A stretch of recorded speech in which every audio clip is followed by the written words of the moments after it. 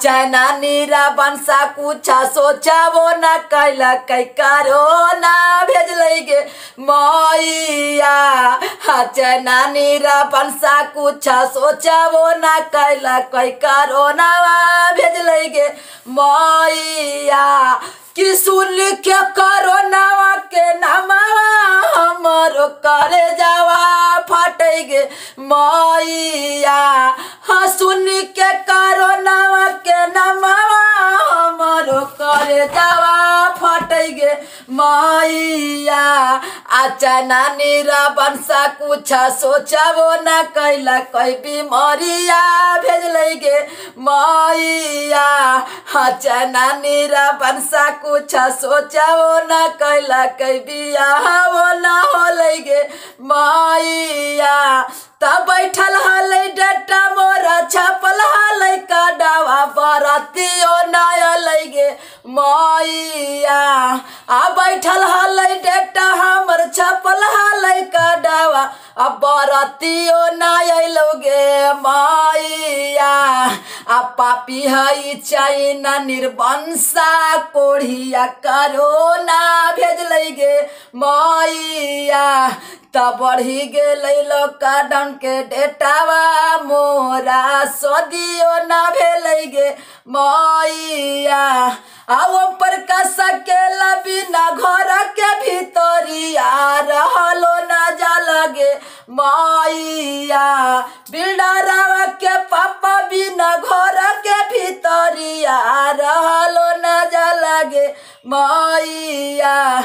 मोदी नरेंद्र के यही है कहाना घर में रहना गे मैया।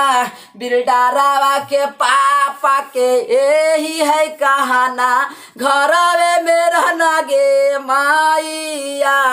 तो सुन के करो नवा के नामावा हमरो करे जावा फटे गे मैया। हाँ सुन के करो नवा के नामावा हमरो कर जावा फटे गे मैया। करोना नीरा बंसा के कुछो न बुझल बीमारिया फैल गे मैया। चैना नीरा बंसा कुछ सोचावो न कैल कई मोरा सदियो न भेल गे मैया। तब बढ़ी गए लॉकडाउन के डेटावा मोरा सदियो न भेल गे मैया। हाँ बढ़ी गए लॉकडाउन के डेटावा हमारो सदियो न भेल गे मैया। करोना नीरा बंसा कुछ सोचावो न कैला कई भी मरिया फैल गे मैया। चैना नीरा बंसा कुछ सोचावो न कैला कई का हरो ना भेज गे मैया।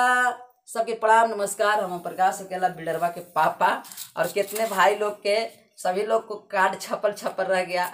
टेंशन नहीं लेना है, शादी होगा लेकिन हाँ अभी लॉकडाउन का पालन करें।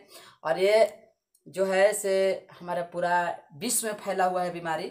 और ये नहीं कि हमारे इंडिया में ही खाली है, पूरा विश्व में है। तो आप लोग कोरोना और को बचाएं, कोरोना से बचें और लॉकडाउन का पालन करें ताकि जल्दी हमारा इंडिया में से कोरोना भागे और हम लोग का शादी जल्दी होवे। सबके प्रणाम। पूरा नाम मानी है फराक पहले बतौनी के हंसे हंसावे लगी ना जी।